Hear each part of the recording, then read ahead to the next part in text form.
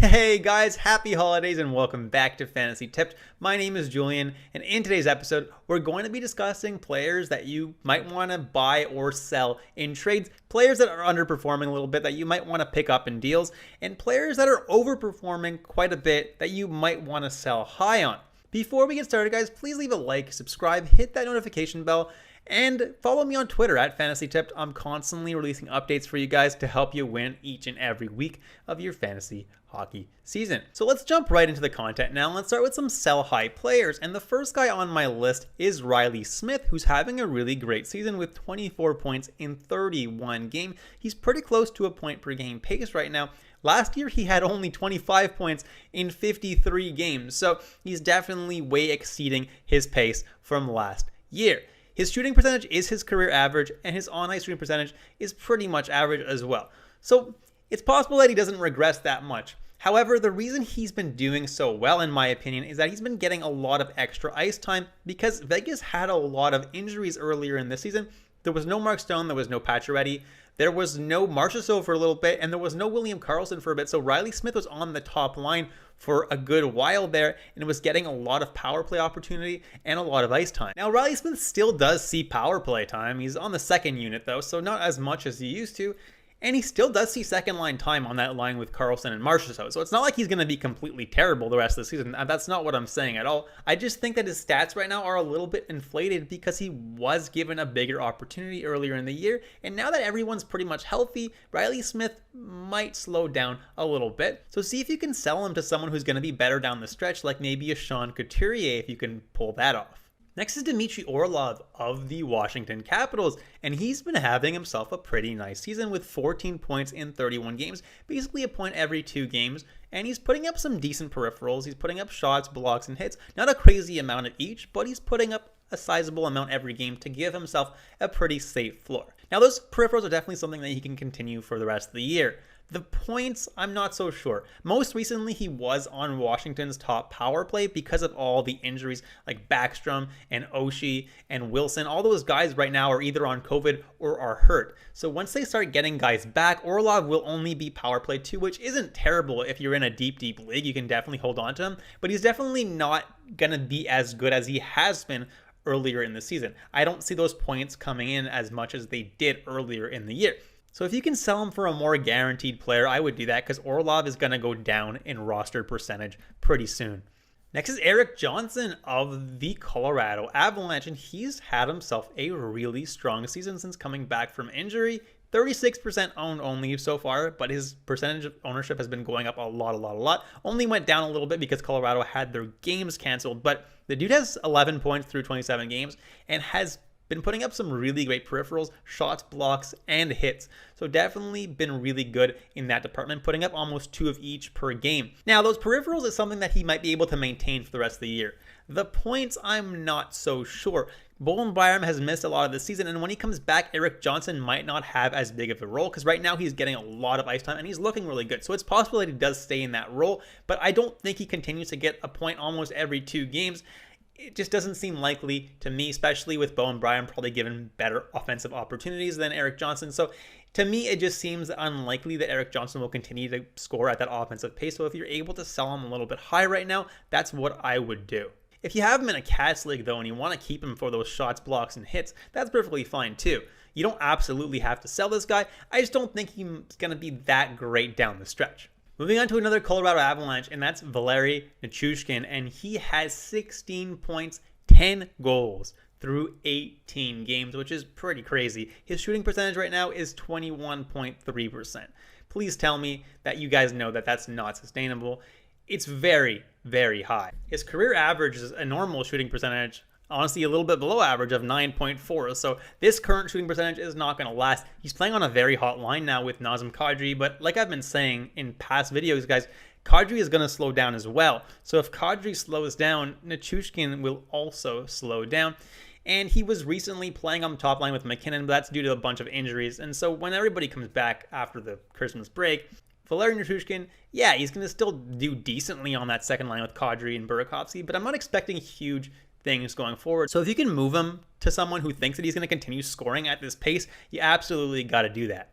Next is Andre Burakovsky, and recently had a huge uptick in rostership to up to 70% because he ended up being promoted to the top line with Nathan MacKinnon, and from there he looked pretty good actually. He scored a hat trick in one game, and he looked pretty good overall on the ice. The thing is, he's not going to stay on the top line with Nathan MacKinnon. That line is pretty much locked in with Rantanen and Landeskog, right?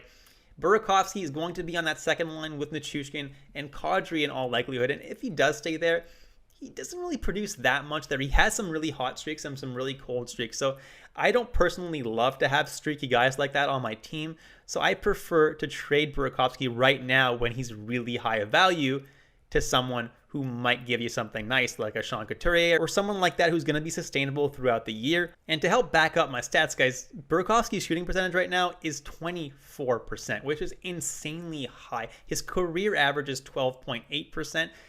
Although the previous 2 years he averaged almost 19%, but it's 24% is still very, very, very high for Burakovsky, and he's not going to continue scoring goals at this pace, right? His on-ice shooting percentage is 14% as well, so that's also very high. So he's getting a little bit lucky, and that's why, guys, this is the best time to sell Burakovsky. Now, if I had to put a sixth guy on my sell high list, I would put Charlie Lindgren of the St. Louis Blues. Binnington is back now, and I don't see Charlie Lindgren taking the crease anytime soon. So unless you're in the deepest of leagues, I'm dropping Charlie Lindgren right now, or at the very least, I'm trying to sell him to someone who doesn't know any better and would probably give you something half decent for him. Next is Dougie Hamilton of the New Jersey Devils, and has 17 points through 27 games this season, has a lot of shots, a nice amount of blocks, and a decent amount of hits. He's been a very good defenseman this year, just like everyone thought he was going to be.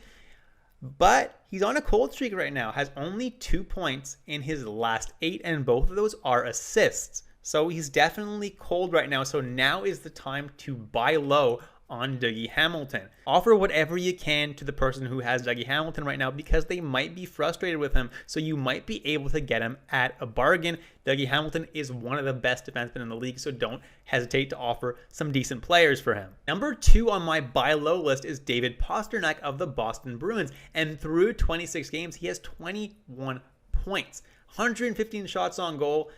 That's pretty good. The thing is, lately, he has only 2 points, which are both assists, in his last 7 games. He's pretty cold right now. His shooting percentage is only 7%, whereas his career shooting percentage is 13.7. So he's shooting at like half of his career average. So right now, Pastrnak is having a subpar season for his standards. His on-ice shooting percentage as well is 8.9. And his career average is 11.4, which makes sense because he plays on an elite line. So right now, he's super cold. And that's saying something because he still has 21 points in 26 games. So he's not exactly doing terribly. And people that own Pastrnak are actually getting frustrated with him. So if you can throw out a low ball offer right now for Pastrnak, you absolutely have to do that. He's definitely one of the best players in the league. He's someone who can score like crazy. And he's someone that you absolutely have to go after right now in a trade, especially if the person that owns him doesn't realize how amazing this guy is. Next on my buy low list is Elias Pettersson, and he's had a pretty abysmal season for his standards with only 16 points in 31 games. Now, lately though, he's had a 3-game point streak.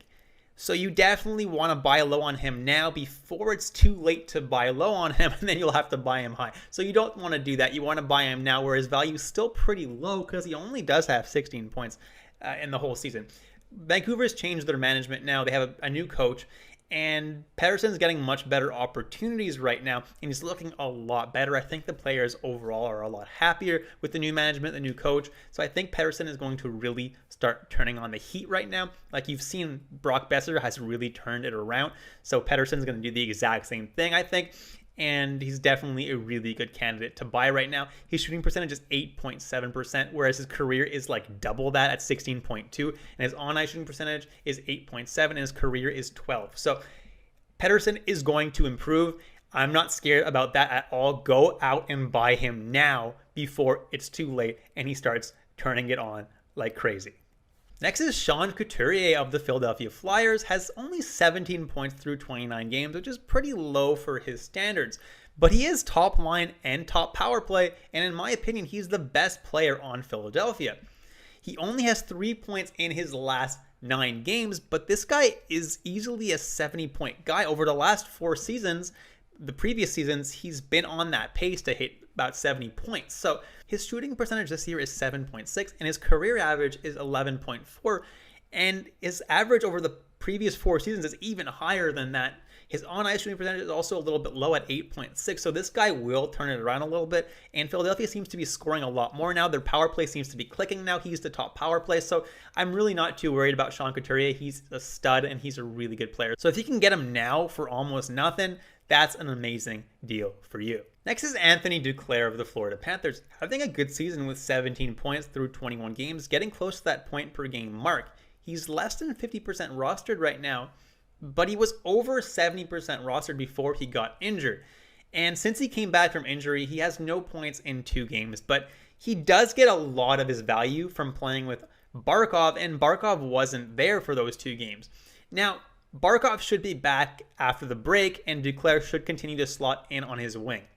Now, I understand that his shooting percentage is really high this year, and his on-ice shooting percentage is a little bit high too. That being said, I don't think his goals are going to go down too much because playing with Barkov is just an amazing place to be, and he's looked so dynamic every single time he's on the ice. He's definitely someone that I'm buying low on right now because as soon as Barkov comes back, this guy's going to pop off again. Next is Kevin Fiala, and I feel like I've included him in this list like every single time I make it, but Fiala seems to finally be turning things around a little bit, has 20 points in 30 games this year, which isn't terrible, but he can definitely do better than that.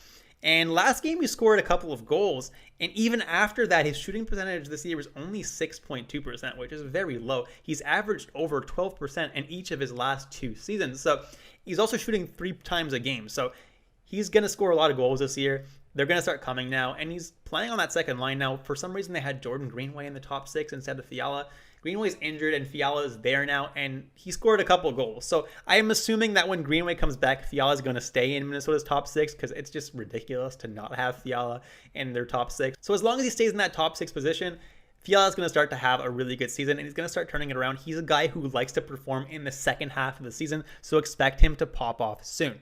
Next is John Gibson of the Anaheim Ducks, 79% rostered, and he has only 1 win in his last 5 games and hasn't had the best save percentage as of late.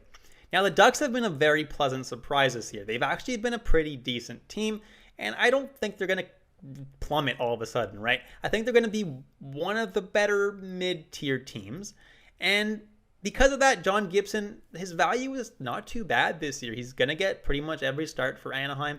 And we all know that John Gibson is one of the best goalies in the league. So if you can buy low on John Gibson, go ahead and do that right now because he's someone you're going to like to have a piece of for the rest of the year.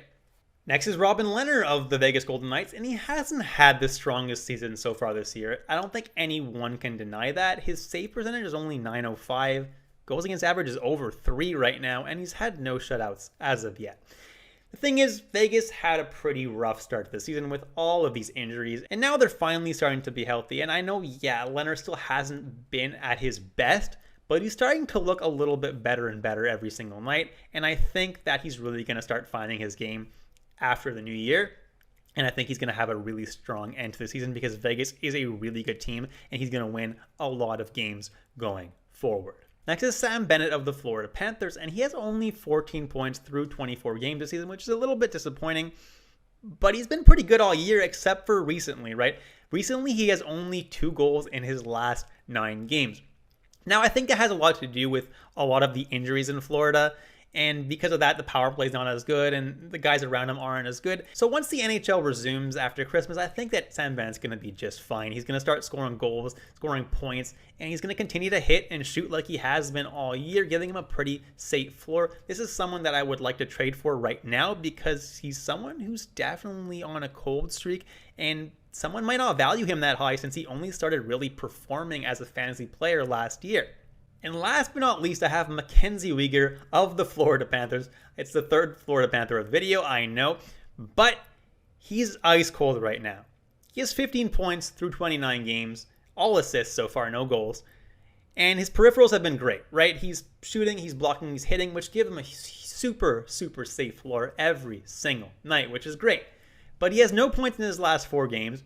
And in his last 3 games, he went -2, -3, and -2. So whoever owns Mackenzie Weegar might be really frustrated with him right now, which makes right now the best time to buy Mackenzie Weegar because he's one of the best defensemen in the league. He's super consistent, will give you a super safe floor every single night, and I think he's going to continue like he's been doing all season besides those last 3 games. And he's going to score a couple of goals as well. He's not going to get 0 goals the entire season. So I think Mackenzie Weegar is definitely a really safe bet to buy low on right now because he's pretty much the safest defenseman that you can own in fantasy besides maybe Darnell Nurse. And that's it, guys. Thank you so much for watching all the way through. Hope you guys enjoyed the video. Please leave a like, subscribe, hit that notification bell. Follow me on Twitter. Happy holidays, guys. Merry Christmas. Happy New Year. And I'll catch you in the next episode of Fantasy Tipped.